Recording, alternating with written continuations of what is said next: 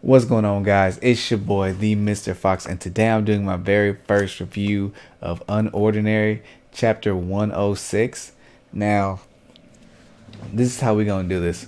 I'm going to do a quick recap of last week's episode, and then we're going to go jump into this week's episode. So, recap of 105. So, in 105, it shows John in a flashback, and it's flashback to him back in middle school at his old it's called New Boston. That's what it was called, in New Boston. And it's at the scene where one of John's friends, I can't remember his name, is telling him like, hey man, like Claire is building an army against you because you're taking things too far.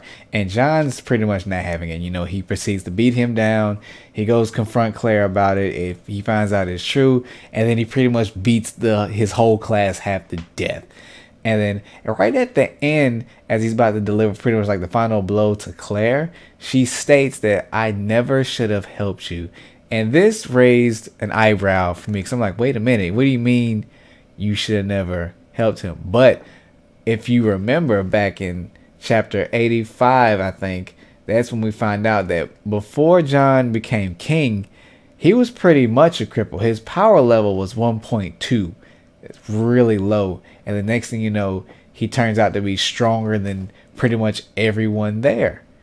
And by the time it happens, his ideals do not line up with the ideals that they want high tiers and low tiers to have, because he pretty much started at the bottom and now he got the power and rose all the way to the top. So he's pretty much going, well, actually that's what happened. He went on a power trip and it caused him to get expelled. He got sent to pretty much a juvie institution for like 3 months, and they reformed him. And that's how we got John with the hair gel, which we all, I don't want to say all, but I dislike. Most of y'all probably dislike it too. But the reason I don't like the hair gel is because to me it represents that John has pretty much given up like his self identity. Like, I'm just gonna conform and do whatever I have to do to keep the status quo so I can live a normal life. And usually that's, I mean, not usually, I guess that's fine, but I mean, when you got the power to make stuff right, you should probably do so, man. But yeah, that's pretty much it. And like at the end of chapter 105, John pretty much is thinking about what Arlo said to him. Arlo's like, you want something done, fix it yourself. And John's like, I can't. And he's like, sometimes it's just better to fade into the background, which I don't really necessarily agree with. But that's all I wanted to say about that. That's a recap for 105. Now jumping into this week's episode, it was good. I liked it. So it picks straight up from the flashback from 105. It shows John in his room sitting on the floor with a towel on his head after a shower. And then it cuts to in the morning, and we see Serafina walking to school, and she's thinking about the conversation she had with the doctor. And she was asking like, my powers still haven't come back. What's going on? The doctor's like, look, we've never seen this before. This just might be permanent. And she's pretty much in denial about it. She's like, there's no way. My powers, they're going to come back. They might not come back later than I expected, but they're going to come back. And honestly, at this point, I don't know. I don't know if it'd be good for a character to get them back anyway, or if it'd be good for her to stay a cripple and, see how it is. Because, I don't know how the story is going to end when everything's all said and done, but it probably will end up with Sarah being a cripple and John maybe sacrifice himself. But that's neither here nor there, and hopefully nowhere near in the future. But then, as she's deep in thought, we see John, walking up to her, and he's asking her, like, how'd you sleep? And she was like, I slept pretty much like terribly. But as they're walking, someone overhears their conversation about her not having her powers, and it is Zeke. Zeke is he's pretty much a no name to me. I think he might be high tier, but I'm pretty sure he's mid tier. But I'll see if I can find like his stats and put it up on the screen somewhere. I don't know, but he overhears this, and then we fade away, and I'm just like, oh, what is he up to today? Because it ain't no good when John is involved, especially now that Serafina is there too. But we cut to Arlo, and Arlo is also deep in thought. He is thinking about why the three strongest people that he has met, which would be Ray, the king before him, Serafina, and John. Those are the only three people he knows that can beat him. And he wonders why all of them pretty much don't care about the hierarchy. He's like, Ray pretty much when it became a hero and got X'd off by Ember. Serafina just abandoned her role as queen, and John obviously has more than enough power to rule the whole school, but he pretends to be a cripple and gets beaten up every day. And Arlo can't fathom this.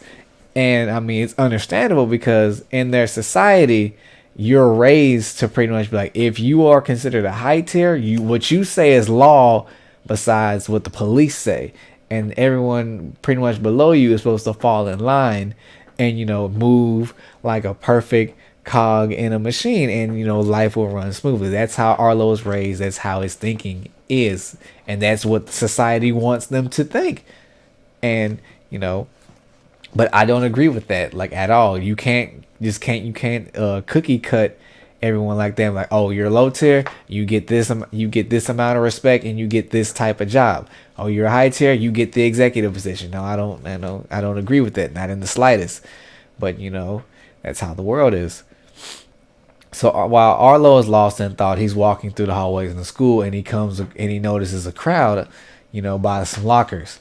And what do we see? We see a beaten down Serafina and John with none other than Zeke looming over them. So we didn't see what happened, but apparently Zeke pretty much beat the crap out of him, because he knows everyone still thinks John is a cripple, and everyone was wondering, did Serafina really lose her powers? And now it's confirmed. Like, that's done. That whole jig is up. And Serafina's like, oh, Zeke, you snake in the grass. You spend all this time kissing up to me, but now look at you trying to pretty much beating me down. And he's like, look, it's nothing personal. Because to them, that's pretty much like business. Like, look, you lost your powers. You can no longer be a royal. I want to be a royal so I can, get the royal perks. You feel me? So, to him, it's pretty much just like a business transaction. And Arlo's looking over there, and he's getting more upset. But he's not. I don't think he would really care if it was just like some randoms. But it's the fact that it's Serafina and it's John. Arlo is mad about the fact that, one, John has more than enough power to beat the crap out of Zeke and everyone else there without even really breaking a sweat. And he's also mad. He's like, how did Serafina, before John came along, the one girl that could beat me? And he's like, she looks so pathetic, and it just infuriates him. So he walks up to Zeke and he punches him smooth in the mouth. And he's like, what are y'all doing? And at this point, he's talking to the entire crowd. He's like, is this what y'all do while I'm not around? And he's like, and he looks and turns to Zeke, and he's like, Zeke, you're proud of yourself because you beat two cripples? He's like, this is embarrassing. And then once again, now he's talking to the whole crowd. He's like, all of you call yourself Wellston students. And he pretty much tells them, all of you need to get out of here. And he tells Zeke, if you embarrass the high tiers like this again, you're through. And, Zeke's like, pretty much like, I'm sorry, dude. I'll go. And then he turns to our dream couple here. And he's like, and and this is where John flips the switch. He's been flipping the switch at the wrong moments. It's like, dude, why did you flip the switch on Zeke, beat the crap out of him, and then, go about your merry day? But no, he flips the switch on Arlo because Arlo knows that he's stronger. But Arlo's still like, if you're not going to actually do something about it, I'm not going to listen to you, which is understandable. Because I'm like, don't act tough when everybody's gone and then act like a punk when everyone is there.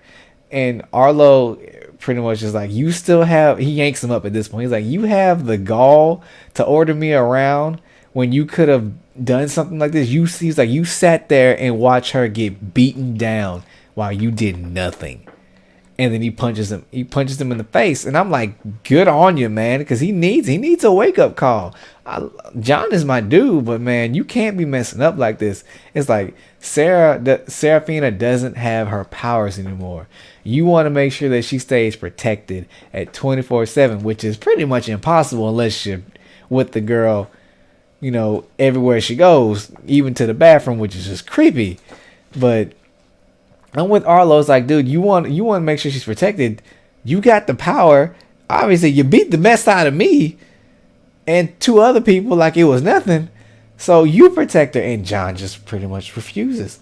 And it makes Arlo just even more upset. And this is where it gets interesting to me, because that's when Seraphina tries to calm him down. Like, what are you doing? He did the best he could. And he tells her, shut up. He's like, you are a cripple. You no longer have the right to even address me. And surprisingly, she obliges. She stays quiet. Usually she'd have like a retort or something, but no, she looks down and she's like, pretty much like, yeah, I mean, I can't do nothing no more. I'm a cripple. And Arlo's about to punch John one more time, but he moves his fist and he punches lock. And first off, he puts a huge dent in this locker. R.I.P. to the locker, because whoever comes there is gonna be like, dude, I hate this place. But at this point, Arlo is like, look, you two need to accept reality, and he's pretty much saying like, Sarah, you need to accept the fact that you're a cripple. And then he's telling John like, you need to get your crap together. He's like, you have more power than you know what to do with, and you just refuse to use it. You squander it. You take these unnecessary beatings, and now you're letting Seraphina take these beatings along with you just because you don't want her to find out that you lied to her about having powers. Honestly, I'm scared for the day that when she does, because I'm pretty sure she's going to be upset, which rightfully so. But I mean, if y'all are really friends, she'll get over it, man. Like, for real. This whole situation could be fixed. I feel like that. She'll be mad. Take her for a soda or something. Hash it out.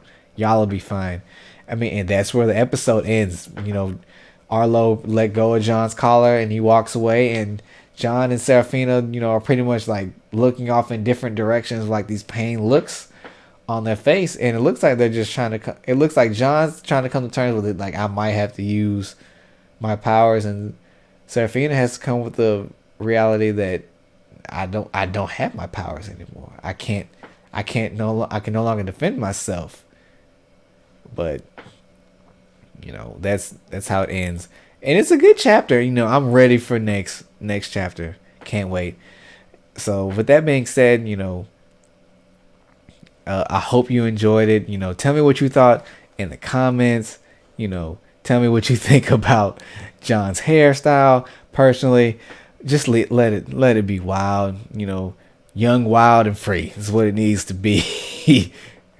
And with that being said, hit that subscribe button, smash that like button, hit that bell for notifications when I drop more videos, because I will be doing so. Follow me on Instagram, on Twitter, on Twitch. Also, go follow the other channel that I do with my fiance. It is called Into the Fox Den. I will leave all these links and stuff in the description down below. But with that being said, I hope you have a blessed night. Your boy Fox.